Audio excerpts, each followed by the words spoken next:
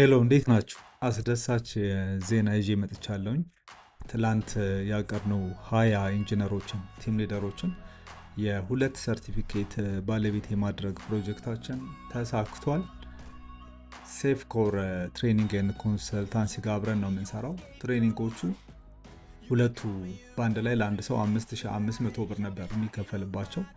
20 ሰው ስናሰለጥን 100,000 ብር አካባቢ የሚወጣበት ነው። የ100,000 ብር ፕሮጀክታችን ተሳክቷል። ስፖንሰር የሚያደርገን አግኝተናል።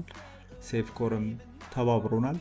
ስለዚህ ተዘጋጁ። የሚቀጥለው ሳምንት ውስጥ አዳራሹን ከዚያ ደግሞ የሚሳተፉት ልጆች ለይተን የመጀመሪያዎቹን 20 ቲም ሊደሮች ኢንጂነሮች እናሰለጥናለን።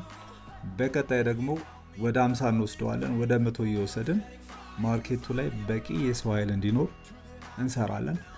መሐንዲሶቹና ቲም ሊደሮቹም የራሳቸውን ሰርቲፊኬት በእጃቸው ይዘው በነፃነት እየተንቀሳቀሱ እንዲሰሩ እናግዛቸዋለን። ይሄን ለማብሰር ነው። አመሰግናለሁ።